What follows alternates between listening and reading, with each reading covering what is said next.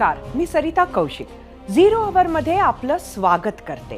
ABP माझावर आम्ही आता करणार आहोत चर्चा जनहिताची, ज्यामुळे तुम्हा आम्हाला धोक्याआधीच सावध होण्याची एक संधी मिळणार आहे. ही बातमी तुम्हाला वेळीच धोका ओळखण्यास नक्कीच मदत करेल, कारण राज्यातील रोजगाराचे केंद्र असणाऱ्या MIDC बनत आहेत अवैध धंद्याचे केंद्र. बंद पडलेले कारखाने बनले आहेत अंडरवर्ल्डचे नवे मुक्काम केंद्र. हे कोण करतंय? छोटा राजन गँग ह्यात कशी सक्रिय आहे आणि हा अवैध धंदा नेमका कुठला आहे, हे सर्व आम्ही आज तुम्हाला सांगणार आहोत. धूम्रपान, गुटखा, मद्यप्राशन करणारे म्हटलं की आजही समाजात अत्यंत संशयी नजरेनं पाहिलं जातं. मग अंमली पदार्थाचं व्यसन करणाऱ्यांना काय म्हणावं? अंमली पदार्थाच्या या घातक विळख्यात केवळ मोठेच अडकले आहेत असं नाही, तर लहानांपासून तरुणाई सुद्धा ड्रग्सच्या संकटात आहेत. Thinner, cough syrup, whitener, petrol, गांजा अशी स्वस्त नशा करणारे थोड्याशा गुंगीच्या मोहापायी कोकेन, चरस, एक्स्टसी अशा जीवघेण्या वाटेवर चालू लागलेत. आणि आता त्यात भर पडली आहे ती मेफेड्रोनची. मेफेड्रोनचा हा धोका शाळा महाविद्यालयांपासून सार्वजनिक ठिकाणापर्यंत जोरकसपणे पोहोचलाय आणि याचे केवळ शारीरिक नाही तर मानसिक पातळीवर होणारे परिणामही दीर्घकालीन गंभीर आहेत. तर आजच्या भागात मेफेड्रोनची चर्चा होण्याचं प्रमुख कारण ठरलंय एबीपी माझाची ही एक्सक्लुझिव्ह माहिती. तुम्हाला 2 दिवस आधी पुणे पोलिसांच्या हातावर तुरी देऊन पळालेला मेफेड्रोन किंग किंवा ड्रग माफिया ललित पाटील आठवतच असेल. तो हवा होता येरवड्यात जेलमध्ये, पण तो आराम करत होता ससून रुग्णालयात आणि तिथून मस्त चालत डुलत तो फरारही झाला. अवघ्या 10 मिनिटाच्या अंतरावरच्या आलिशान हॉटेलमध्येही गेला. पोलिसांची कुठलीही भीती नाही. ती का नाही याचे कारण सांगायची गरजही नाही, कारण समझदार को इशारा काफी है. एबीपी माझाने या प्रकरणाचा सखोल अभ्यास केल्यावर समोर आला आहे धक्कादायक रॅकेट, जे तिहारच्या जेलमध्ये बसलेल्या छोटा राजन पासून तुमच्या आमच्या गावातील MIDC परिसरात पोहोचले आहे. आणि अगदी त्याचे ताजे उदाहरण आजच मिळाले आहे. ललित पाटीलचा भाऊ भूषण पाटीलचा नाशिक स्थित ड्रग निर्मितीचा कारखाना आजच उद्ध्वस्त करण्यात आला आहे. मुंबई पोलिसांनी ही कारवाई करत तब्बल 150 किलो कच्चा माल म्हणजेच नेफ्थलीन मेफेड्रोन बनवण्याची सामग्री जप्त केली आहे. याशिवाय कंपनी मालकासह कामगारांना ताब्यात घेतलंय. नाशिकमधील श्री गणेशाय इंडस्ट्रीज या कंपनीत ड्रग्ज बनविण्याचं काम सुरू होते. विशेष म्हणजे हे नाशिक पोलिसांच्या नाकावर टिचूट ड्रग निर्मिती सुरू होती. परत तेच, खरंच माहिती नव्हतं की झोपल्याचं सोंग. आता तपास करत असताना आपण काल नाशिकमध्ये एक मोठी जो MD बनवणारी जो फॅक्टरी आहे तिकडे रेड करून जवळजवळ आतापर्यंत जो आहे एकूण 151 किलो MD आपण जप्त केलेली आहे. त्याची मार्केट प्राईस जो आहे जवळजवळ 300 कोटी आहे. सीजरची सुरुवात 10 ग्राम ते सुरू झाली होती, ते आपण 150 kgपर्यंत सीजर करून घेतलेले आहे. आणि त्यामध्ये आत्तापर्यंत 12 आरोपीला पोलिसांनी अटक केली. त्यामध्ये इवन एक देशी कट्टा जो आहे ते पण त्यामध्ये जप्त झालेले आहे आणि काय करन्सी पण त्यामध्ये जप्त झालेली आहे. खरं तर मेफेड्रोन काय आहे? मेफेड्रोन हा एक मादक पदार्थ आहे.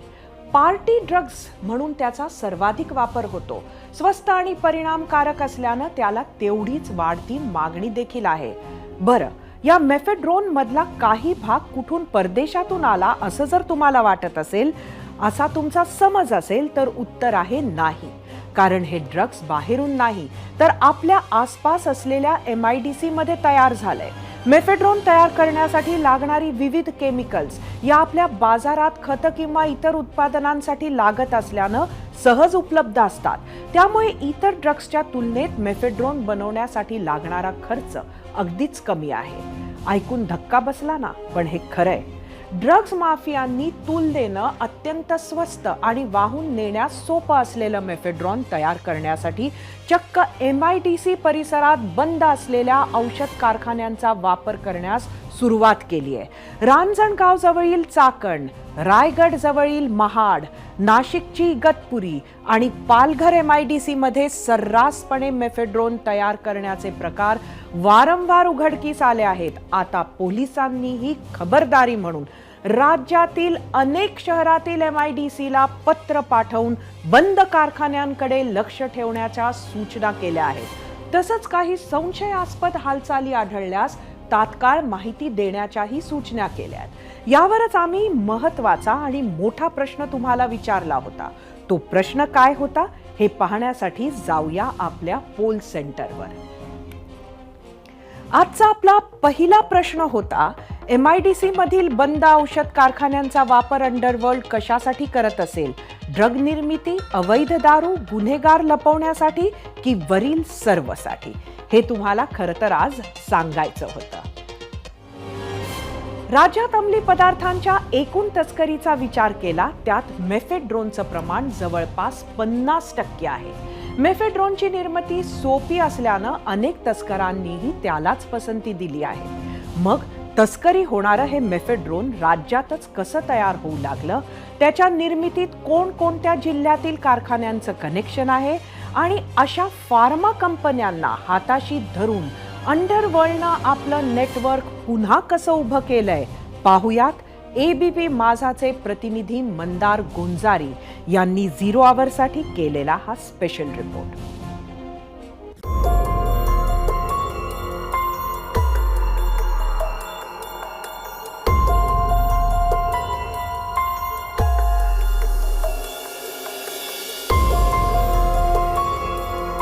तारीख 7 ऑक्टोबर 2020। स्थळ पुण्याजवळचं चाकण। इथे एक अंमली पदार्थांची तस्करी करणारा व्यक्ती येणार ही खबर होती आणि त्यामुळे पुणे पोलिसांनी सापळा रचला आणि 5 जणांना अटक केली। चेतन दंडवते, अक्षय काळे आणि आनंदगीर गोसावी हे तिघे जण 20 किलो मेफेड्रॉन विकण्यासाठी आले होते, तर खरेदीसाठी संजीव कुमार बन्सी आणि तौफिक हसन तस्लीम हे दोघे जण थेट दिल्लीहून आले होते।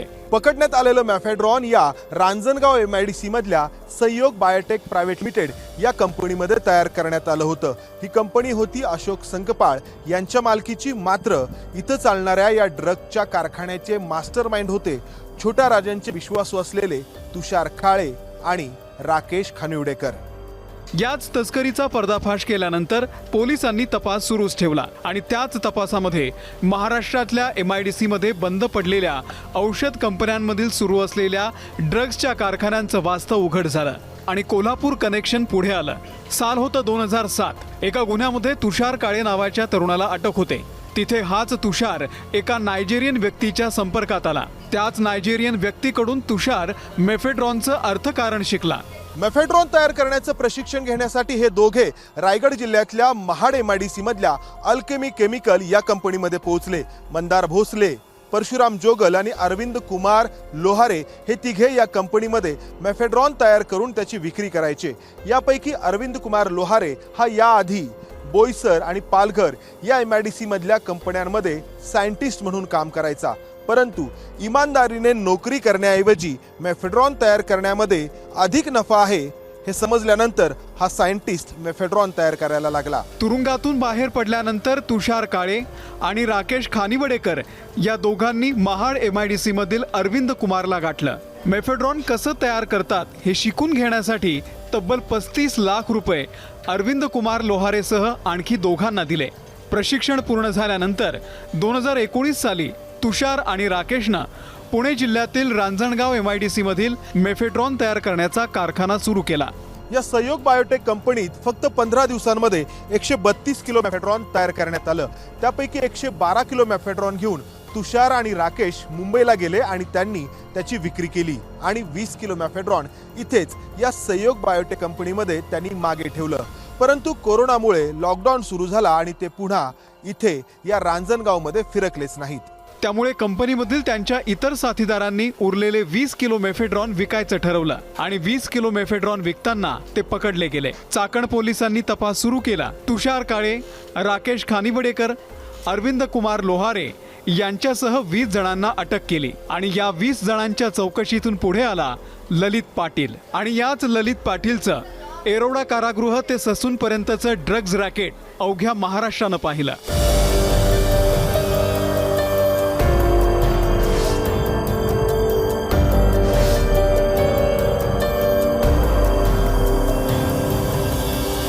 सहज उपलब्ध होणारं मॅफेड्रॉन तेवढंच घातक आहे. शरीराच्या वेगवेगळ्या अवयवांवरती परिणाम करत ते अखेर मृत्यूच्या दारापर्यंत पोहोचवतं. तरुणाईला या विळख्यातून वाचवायचं असेल तर फक्त ललित पाटीलवरती कारवाई करून चालणार नाही, तर महाराष्ट्राच्या वेगवेगळ्या MIDCs मध्ये चालणारे ड्रग्जचे हे कारखाने आणि त्यांचं रॅकेट मुळापासून उखडून टाकावं लागेल. कॅमेरामन विजय राऊतचं मंदार गोंजारी, ABP माझा, पुणे. जो ललित पाटील ससून रुग्णालयातून फरार झाला, ज्याची बातमी 2 दिवसांपूर्वी आपण 0 आवर मध्ये पाहिलीये, याचे सुरुवातीला काम ड्रग्ज तस्करींच्या गुन्ह्यातील आरोपींना जामीन मिळवून देणं हे होतं. त्यात पेशानं वकील असलेली बायकोही ललितची मदत करायची. जेव्हा 2020 साली समीर वानखेडेंनी NCB प्रमुख असताना पालघरमध्ये एक कारवाई केली, त्याच कारवाईत मेफेड्रॉनचं प्रशिक्षण देणारे अरविंद कुमार लोहारे आणि राकेश खानिवडेकर यांच्यासह इतरांना अटक झाली. जामीन मिळवून देण्यासाठी ललित पाटीलनं 35 लाख रुपये आणि काही प्रमाणात मेफेड्रॉन घेतलं. त्यानंतर अरविंद कुमार लोहारे आणि राकेश खानिवडेकर पालघरमध्ये त्यांना जामीन मिळाला. मात्र गोष्ट इथंच थांबत नाही. यातही एक मोठा ट्विस्ट आला, तोही सांगते. मात्र त्याआधी पाहुयात आजच्या प्रश्नावर महाराष्ट्रानं काय काय प्रतिक्रिया दिल्यात. जाऊया आपल्या मीडिया सेंटरला. आजचा आपला प्रश्न तुम्हाला माहितीच आहे, परत एकदा तो मी सांगते. MIDC मधील बंद औषध कारखान्यांचा वापर अंडरवर्ल्ड कशासाठी करत असेल हे सांगायचं होतं. सौरभ शिलेदार फेसबुकवरून मुळात MIDC मध्ये उद्योग टाकून बंद त्यासाठीच केले जातात, पुढे जाऊन जागा बळकावता यावी म्हणून. फेसबुकवरून संदीप शिंदे, जर का गुन्हेगारी घडत असेल तर तिथले पोलीस आणि नेते मंडळी काय करत आहेत. X वरून उज्ज्वल कुमार म्हस्के, बंद औषध कारखाने अंडरवर्ल्डसाठी त्यांचे काळे कारनामे करण्यासाठीचे सुरक्षित अड्डे ठरत आहेत. YouTube वरून गजानन बोरकर, ड्रग्ज बनवून तरुण पिढी संपवली जाते.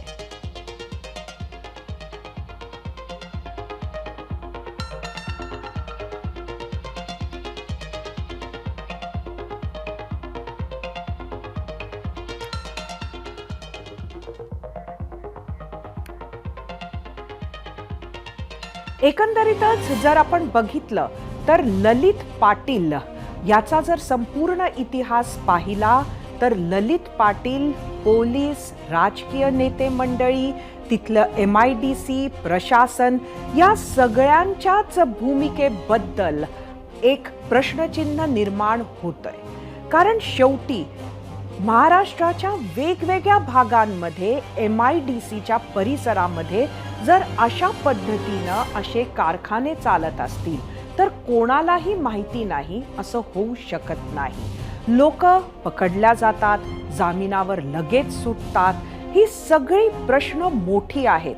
कारण खरं बघितलं तर अशा पद्धतीनं ह्या कारखान्यातून जे मेफेड्रॉन निर्माण होत आहे ते जेव्हा बाजारात येतं तेव्हा युवकांचं, तरुणांचं आयुष्य ह्यामुळे बर्बाद होताना आपल्याला बघायला मिळतंय.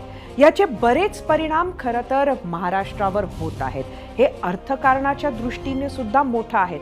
कारण आपण शेवटी बघितलं की एक सायंटिस्ट असणारा माणूस, त्याला सुद्धा त्याचा पगार कमी वाटू लागला आणि तो मेफेड्रॉन बनवून अशा पद्धतीनं ते अवैध कारवाईमध्ये हा माणूस लागला.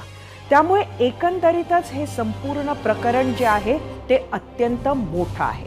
आपण महाराष्ट्राच्या प्रतिक्रिया पाहिल्यानंतर आता पुन्हा एकदा ललित पाटीलच्या गोष्टीकडे वळूयात. ललितनं मेफेड्रॉनचं प्रशिक्षण देणाऱ्या अरविंद कुमार लोहारे आणि राकेश खानिवडेकरला जामीन मिळवून दिला होता. दोघेही तुरुंगातून बाहेर पडले. मात्र पालघरमधून बाहेर पडताच दोघे चाकण पोलिसांच्या जाळ्यात अडकले. दोघांनाही चाकण पोलिसांनी अटक केली. त्याच्या चौकशीत ललित पाटीलचं नाव आलं. आणि त्यानंतर रांजणगाव ड्रग्ज प्रकरणात ललित पाटील 21वा आरोपी बनला. गुन्हा सिद्ध झाला आणि ललित पाटील इतर कैद्यांसोबत येरवडा कारागृहात शिफ्ट झाला.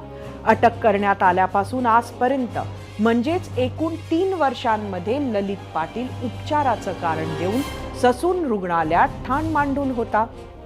तिथूनच त्यानं आपलं मेफेड्रोनचं साम्राज्यही चालवलं आणि आता तोच ललित पाटील फरार आहे. खरं तर 2020च्या कारवाई संदर्भात अनेक बातम्या आल्या होत्या. त्यानंतरही तपास झाला. मात्र ललितच्या फरार होण्यानं ड्रग रॅकेटचं जाळं आपल्या व्यवस्थेत किती खोलवर पोहोचलंय हे लक्षात येतं. अशा सगळ्या घटनांवर सखोल विश्लेषणासाठी आपल्यासोबत फोनवर आहेत महाराष्ट्र शासनाचे विशेष सरकारी वकील शिशिर हिरे. शिशिरजी, एबीपी माझाच्या 0 आवरमध्ये आपलं स्वागत आहे.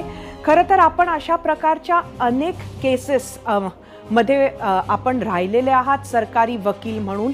नक्की हे कसं शक्य होतं की ही मंडळी पकडल्या जाते, फरार होऊ शकते किंवा एवढ्या लवकर यांना जामीन मिळतं, काय सांगाल? जामिनीचा जर आपण विषय घेतला तर एक नक्की आहे की हा जो कायदा आहे ज्याला आपण NDPS ऍक्ट 1985 ज्याला म्हणतो, त्या कायद्याचं सेक्शन 37 मध्ये अशी तरतूद आहे की ह्या आरोपींना जामीन देऊ नये अशी त्यातली तरतूद आहे. पण त्याच्या संदर्भात ज्यावेळेस आपण विचार करतो त्यावेळेस एक गोष्ट निश्चित आपल्या लक्षात येते की कंट्रोल सबस्टन्स नावाचा एक प्रकार आहे आणि कंट्रोल सबस्टन्स पासूनच पुढे ड्रग्सचं मॅन्युफॅक्चरिंग होत असतं, ज्याला अंमली पदार्थ आपण असं म्हणू.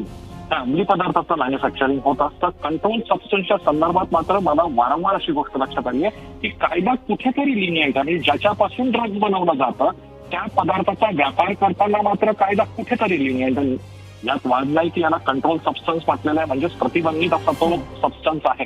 तर त्याचा राईटफुल यूज देखील होऊ शकतो आणि घडताही दुर्दैवानं असं की अनेक लोक राईटफुल यूज न करतात त्याचा रॉंगफुल यूज करतात, त्याचा चुकीच्या कामांसाठी वापर करतात.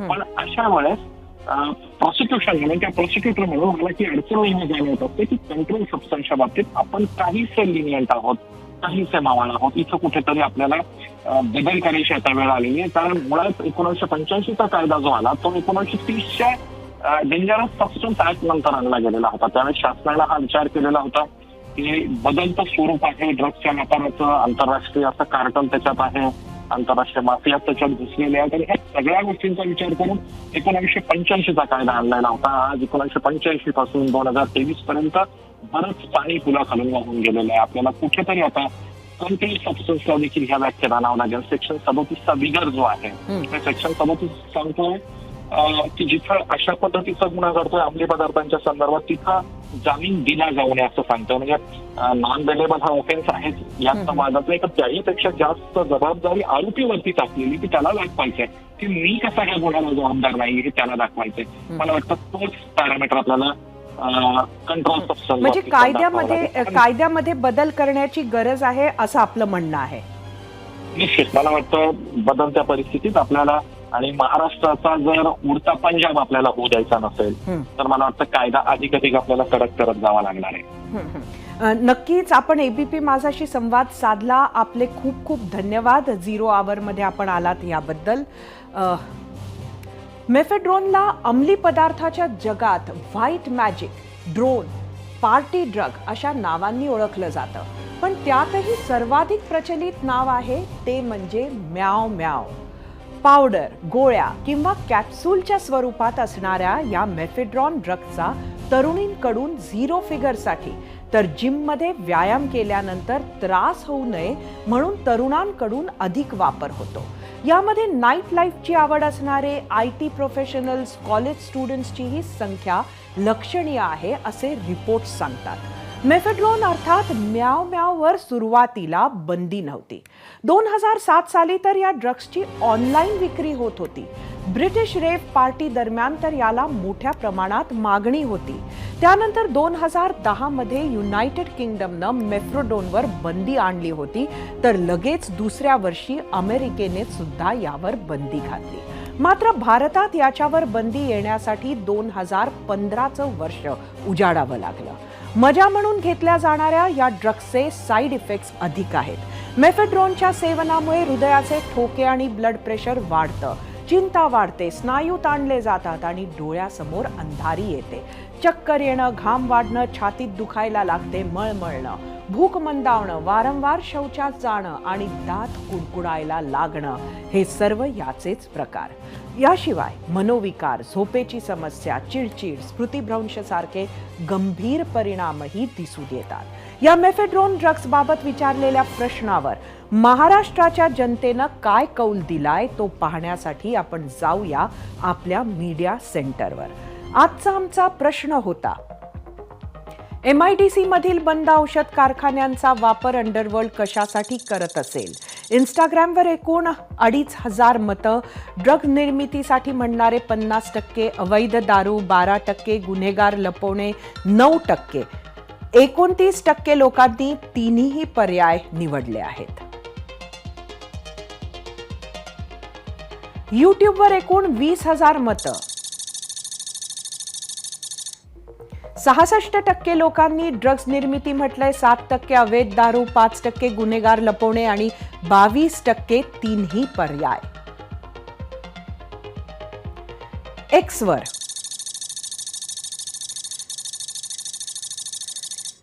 48% लोकांनी ड्रग्ज निर्मिती म्हटलंय, 4% अवैध दारू, 5% गुन्हेगार लपवणे, 43% तिन्ही पर्याय म्हटलंय.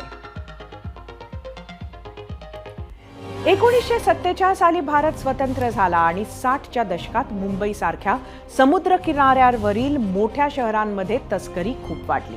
समुद्रामार्गे होणाऱ्या तस्करीत अंमली पदार्थांचाही समावेश होता.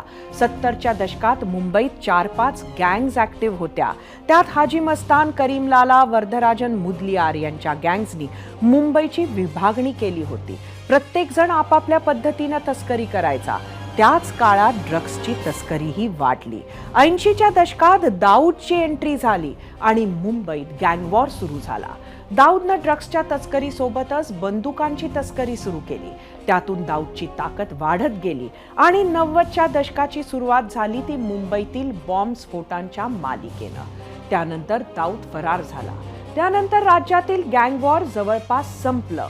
मात्र तस्करी सुरू होती. काळ बदलला, तस्करीचं माध्यम बदललं, त्याच सोबत बदलली भारताची सुरक्षा यंत्रणा. हीच यंत्रणा इतकी मजबूत झाली की तस्कर कोणत्याही मार्गे येऊ द्या, त्यांना देशाच्या सीमेवरच पकडलं जातं. समुद्रामार्गे येणाऱ्या तस्करांना तर किनाऱ्यावरही पोहोचू देत नाहीत. अशा वेळी छोटा राजनसारख्या कुख्यातांना आपलं रॅकेट चालवणं कठीण बनतं आणि मग पुढे येतात ललित पाटील सारखे देशाचे गुन्हेगार, जे काही पैशासाठी देशाचा आणि परिणामी समाजाचा घात करतात. ललित पाटील सारख्यांची मोडस ऑपरेंडी आपण या भागात पाहिली आहे, ती समजून घेतली आहे. आपल्या देशाला जितका मोठा धोका देशाबाहेरील शक्तीचा आहे, त्यापेक्षा जास्त धोका ललित पाटील सारख्या गुन्हेगारांचा आहे. त्यामुळे तरुणाईला लागलेली ड्रग्सची कीड नष्ट करायची असेल तर ललित पाटील सारख्यांवर कठोर कारवाईची गरज आहे. आता आपण महाविकास आघाडीतील 2 महत्त्वाच्या पक्षांचे दिवसभरातील महत्त्वाचे अपडेट्स पाहूयात. हे 2 पक्ष म्हणजे राष्ट्रवादी आणि शिवसेना आणि खरं तर त्यांचे दोन्ही गट. निवडणूक आयोगात राष्ट्रवादीच्या चिन्हाबाबतची सुनावणी आज सुरू झाली.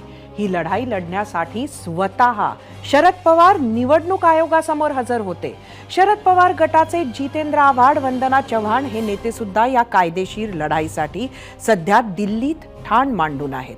दुसरीकडे अजितदादा गटाकडून प्रफुल्ल पटेल यांनी दिल्लीत बाजू लावून धरली, पण ते स्वतः मात्र निवडणूक आयोगाच्या कार्यालयात उपस्थित नव्हते. निवडणूक आयोगात शरद पवार गटाची बाजू मांडण्यासाठी अभिषेक मनु सिंघवी तर अजितदादा गटाकडून नीरज किशन कौल, मनिंदर सिंग आहेत.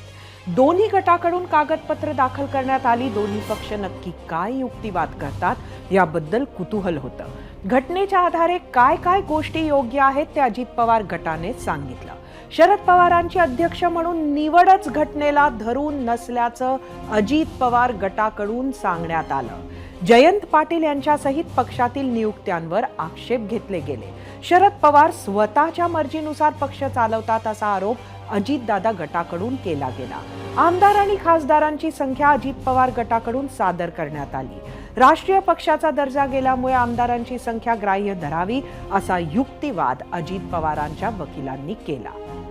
लोकसभा राज्यसभेतील एक खासदार, राज्यातील 53 पैकी 42 आमदार, परिषदेतील 9 पैकी 6 आणि नागालँडमधील सर्व 7 आमदार सोबत असल्याची आकडेवारी अजित पवार गटानं आज सादर केली.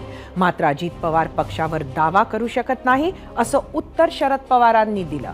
शरद पवार गटाचा विस्तृत युक्तिवाद सोमवारी असणार आहे, पण त्याआधी त्यांनी आज निवडणूक आयोगाला निर्णय येईस्तोवर चिन्ह गोठवू नये अशी विनंती केली. या सगळ्या घडामोडी सुरू होण्याआधी शरद पवार यांनी आज काँग्रेस अध्यक्ष मल्लिकार्जुन खरगे आणि राहुल गांधींची भेट घेतली. या भेटीचं टायमिंग सुद्धा आपण लक्षात घ्यायला हवं. इकडे राज्यात महाविकास आघाडी किंवा इंडिया आघाडीतील दुसरा पक्ष म्हणजे उभाठा शिवसेनेचे प्रमुख उद्धव ठाकरे यांनी पत्रकार परिषद घेतली. नांदेड दुर्घटनेवरून त्यांनी शिंदे फडणवीस पवार सरकारवर जोरदार टीकास्त्र सोडले. त्याबाबत आपण सविस्तर पाहणारच आहोत. त्याआधी याच विषयावर आम्ही विचारलेला प्रश्न पाहूयात आणि त्यासाठी जाऊया आपल्या पोल सेंटरला. आजचा आपला दुसरा प्रश्न होता, जाहिराती गुजरात गोवा फिरण्यासाठी सरकारकडे पैसे मात्र रुग्णांसाठी नाही. उद्धव ठाकरेंच्या आरोपांशी सहमत आहात का? तुम्हाला सांगायचं होतं होय किंवा नाही. राज्यात दसरा मेळावा जवळ येत आहे, तसा शिवसेनेच्या दोन्ही गटातील संघर्ष तीव्र होताना दिसतोय. आज स्वतः उद्धव ठाकरे मैदानात उतरले. त्यांनी सुरुवातीलाच नांदेड दुर्घटनेवरून सरकारला धारेवर धरलं. औषध खरेदीसाठी दलाल नेमले आहेत का याची सीबीआय चौकशी करावी अशी मागणीही त्यांनी केली. इतकंच नाही तर या निमित्तानं त्यांनी आपल्या मुख्यमंत्री पदाच्या काळातील गोष्टींना उजाळा दिला. तसंच शिंदे फडणवीस पवार सरकारची एक फुल 2 हाफ अशी संभावना करायची संधीही त्यांनी सोडली नाही. पाहुयात उद्धव ठाकरेंनी उपस्थित केलेले 11 सवाल. या सरकारची आता मला असं वाटतं निपक्षपातीपणाने सीबीआय चौकशी झाली पाहिजे. महाराष्ट्र सरकार ज्या काही योजना आहेत, महात्मा फुले काय जन आरोग्य योजना आहे, आणखीन काही योजना आहेत, मुख्यमंत्री सहायता निधी आहे, तो मुख्यमंत्री सहायता निधीतून या सगळ्या औषधांचा खर्च केला जाणार आहे का? तर त्याची सुद्धा एक मला असं वाटतं चौकशी व्हायला पाहिजे. मी ज्या सरकारला 1 फुल 2 हाफ म्हणतो ते 1 फुल 2 हाफ कुठे आहेत? आधी आरोग्य खात्यातली ज्या काही पोस्टिंग आहेत त्याच्यासाठी सुद्धा रेड कार्ड ठरवलं गेलेलं आहे. तेच तर आहे, यांच्या जाहिराती करायला यांच्याकडे पैसे आहेत, या सगळ्या यात्रा सहली करायला, आमदार इकडे तिकडे फिरवायला, खासदारांना फिरवायला पैसे आहेत, मात्र औषधं खरेदी करायला पैसे नाहीत. हे फार संतापजनक आहे. गुजरातमध्ये जाऊन मजा मस्ती करायला, गुवाहाटीला जाऊन मजा मस्ती करायला, गोव्यात जाऊन टेबलवरती नाचायला यांच्याकडे पैसे आहेत, पण महाराष्ट्रातील रुग्णांचे जीव वाचवायला यांच्याकडे पैसे नाहीत. जिथे जिथे औषध खरेदी झालेली नाहीत किंवा औषधं पोचलेली नाहीत तिकडे कोणाचे दलाल बसलेत का याची सुद्धा सीबीआय चौकशी झाली पाहिजे. याच्या या भ्रष्ट कारभारामुळे लोकांचे आता बळी जायला लागलेले आहेत. अशी काही खेकडे त्यांच्या हातामध्ये हा कारभार गेलेला आहे का की जे एक हे जे काही धरण आहे ते फोडून भ्रष्टाचाराचं पाणी आपल्या शेतामध्ये वळवत आहेत, असं काही आहे का? पण इकडे हॉस्पिटलमध्ये बळी जात असताना महाराष्ट्राचे मुख्यमंत्री हे दिल्लीमध्ये बसलेले आहेत. नक्षलवाद्यांचा सामना कसा करायचा? हा टास्क फोर्स करतोय काय? आता या टास्क फोर्स वरती काय जबाबदारी दिलेली आहे? काम काय आहे? का नेमलेला आहे टास्क फोर्स?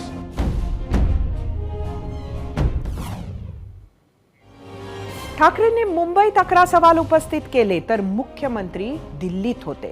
तिथे नक्षलग्रस्त राज्यांच्या मुख्यमंत्र्यांची बैठक झाली. त्याच बैठकीआधी माध्यमांशी बोलताना शिंदेंनी उद्धव ठाकरे यांच्या टीकेला उत्तर दिलं. कोविडमध्ये जे तोंडाला मास्क लावून फेसबुक लाईव्ह करत होते घरात बसून, काय तोंडाला मास्क लावून फेसबुक लाईव्ह घरात बसून करत होते, त्यांनी माझ्यासारख्या किंवा आम्ही जे रस्त्यावर उतरून काम करतो त्यावेळेस पाहिलं की हा एकनाथ शिंदे पीपी किट घालून हॉस्पिटलमध्ये लोकांना मदत करत होता आणि तेव्हा हे घरात बसले होते. त्यांना भेटायला येणाऱ्याची पण अँटीजेन टेस्ट करून 2-2 तास बसून नंतर भेटत होते. अशा प्रकारचे मुख्यमंत्री या देशाने नाही जगाने पाहिले नसतील आणि म्हणून एकीकडे कोविडमध्ये माणसं मरत होते आणि हे घरात बसून नोटा मोजण्याचं काम करत होते. राष्ट्रवादी आणि शिवसेनेत एवढ्या अंतर्गत घडामोडी होत असताना मवियातील तिसरा मोठा पक्ष शांत कसा राहील? त्यांना कारण दिले भाजपने राहुल गांधींना रावणाच्या रूपात दाखवलं. त्याला विरोध करत काँग्रेस पक्ष राहुल गांधीसाठी रस्त्यावर उतरला. मुंबई प्रदेश काँग्रेसनं भाजपचा निषेध केला. आंदोलनात विजय वडेट्टीवार, वर्षा गायकवाड, संजय निरुपम सहभागी झाले होते. भाजपने राजकारणात सभ्यता सोडल्याचा आरोप काँग्रेसनं केला. थोडक्यात मवियातील तिन्ही पक्ष आज चर्चेत होते. आता वेळ झालीये 0 आवरमधील प्रश्नावर आपण दिलेल्या काही प्रतिक्रिया पाहण्याची आणि त्यासाठी आपण नेहमीसारखं जाऊया आपल्या मीडिया सेंटरला. आपला आजचा दुसरा प्रश्न परत सांगते. जाहिराती, गुजरात गोवा फिरण्यासाठी सरकारकडे पैसे, मात्र रुग्णांसाठी नाही. उद्धव ठाकरेंच्या आरोपांशी सहमत आहात का? एक्सवरून मुकेश हराळे, विरोधक नेहमीच जनतेच्या बाजूने बोलतात, मग तो कोणताही पक्ष असो, म्हणून उद्धव ठाकरे बोलले ते 100% खरे आहे. एक्स, उद्धव, सत्तेच्या धुंदीत इतके बेधुंद होऊ नका. दिल्लीला येरझाऱ्या मारण्यापेक्षा राज्यातील जनतेचे काही भले करता येईल का ते पहा. युट्यूबवरून दीपक जाधव, सगळी घराणेशाही संपली पाहिजे. जंगलात फोटो काढणारे नको, तर जनतेशी संपर्क साधणारे नेते पाहिजे. युट्यूबवरून विष्णू पाटील, एकदा तरी जनतेचे राज्य यावे ही देवाकडे मागणी. युट्यूबवरून लालचंद राजपूत, सत्य आरोप, वस्तुस्थिती आहे, दवाखान्यात पैसा नाही, आमदारांसाठी आहे. फेसबुकवरून मनीषा रंदिल ओहोळ, समस्येकडे दुर्लक्ष करून फक्त दिखावा सुरू आहे. फेसबुकवरून सचिन दहिकार, खरं बोलले, कोविडमध्ये निस्वार्थी मनानं काम करणारा एकमेव मुख्यमंत्री. फेसबुकवरून सतीश शिर्के, 100% सहमत आहे, कधी नाही मिळालं आणि गटगट गिळलं असा प्रकार सुरू आहे.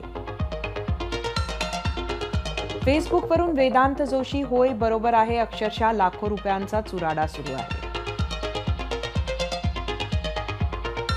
इंस्टाग्रामवरून भागवत पाटील, सहमत आहे, कारण आता कोरोनासारखी स्थिती नसताना हे हाल आहेत. या विषयावर आम्ही विचारलेल्या प्रश्नावर तुम्ही काय कौल दिलाय ते पाहूयात आणि त्यासाठी जाऊया आपल्या पोल सेंटरला. आजचा प्रश्न आपल्याला माहितीच आहे. जाहिराती, गुजरात गोवा फिरण्यासाठी सरकारकडे पैसे, मात्र रुग्णांसाठी नाही. उद्धव ठाकरेंच्या आरोपांशी सहमत आहात का? युट्यूबवर एकूण 15,000 मतं, 90% लोकांनी म्हटलंय होय, 10% लोकांनी म्हटलंय नाही. इंस्टाग्रामवर 3,000,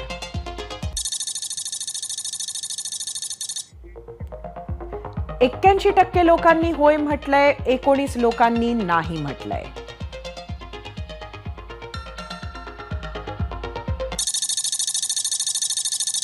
एक्सवरून 80% लोकांनी होय म्हटलंय, 20% लोकांनी नाही म्हटलंय. फेसबुकवरून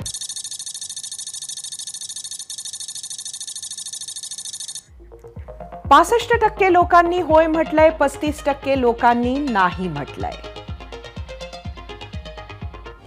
राष्ट्रवादी काँग्रेसची पक्ष आणि चिन्हाची लढाई शिवसेनेच्या मार्गावर जाण्याची शक्यता अनेकांना वाटते. आपण 4-5 चिन्हांवर निवडणुका लढल्याची आठवण कालच शरद पवारांनी कार्यकर्त्यांना करून दिली आहे. कोणतंही चिन्ह मिळालं तरी लढाईची तयारी ठेवण्याचा संदेश त्यांनी दिलाय. त्यामुळे शिवसेनेसारखंच राष्ट्रवादीचं चिन्ह गोठवलं जाईल का अशी शक्यता वर्तवली जाऊ लागली. त्यातच आजच्या सुनावणीत अजितदादा गटानं निवडणूक आयोगासमोर शिवसेनेतील फुटीचं उदाहरण दिलं. ज्याच्याकडे जास्त आमदार त्याला म्हणजे शिंदे गटाला चिन्ह मिळाल्याचा उल्लेख केला गेला. त्यामुळे राष्ट्रवादीचं चिन्ह आणि पक्ष अजित पवार गटाला मिळेल अशी अपेक्षा तो गट करत आहे. तेव्हा अंधेरी पोटनिवडणुकीसाठी तात्काळ निर्णय घेणं शक्य नव्हतं, म्हणून धनुष्यबाण चिन्ह गोठावलं होतं. आताही 5 राज्यातील निवडणुकांचा हवाला दिला जातोय, त्यामुळे आयोग काय करणार याकडे सर्वांचं लक्ष असेल. चिन्ह कुणालाही मिळाली तरी पुढची लढाई सोपी नसेल याची पूर्ण कल्पना सर्व पक्षांना आणि गटातटांना आहे. त्यामुळे प्रत्येक पाऊल सावधपणे टाकलं जात आहे. एका मराठी तरुणानं विदेशी भूमीवर खलिस्तान समर्थकांच्या तावडीतून भारतीय तिरंगा वाचवण्याचा प्रयत्न केला. या घटनेची कालपासून देशभरात चर्चा आहे. हे सगळं घडलं इंग्लंडमध्ये. कॅनडातील खलिस्तानी दहशतवाद्याचा खात्मा झाल्यानंतर खलिस्तानी समर्थक लंडनमध्ये भारतीय उच्चायुक्तालयासमोर निदर्शनं करत होते. त्यावेळी भारत विरोधी नारे लावले गेले. भारताच्या झेंड्याचा, आपल्या तिरंग्याचा अपमानही करताना व्हायरल व्हिडिओमध्ये स्पष्ट दिसतंय. खलिस्तान समर्थकांनी खाली पाडलेला तिरंगा तिथे उभा असलेल्या पोलिसाला बाजूला सारून शांतपणे आदराने उचलताना एक तरुण व्हिडिओत दिसतोय. तो तरुण आहे सत्यम सुराणा. लंडनमध्ये वकिलीचं उच्च शिक्षण घेत असलेला सत्यम मूळचा पुण्याचा आहे.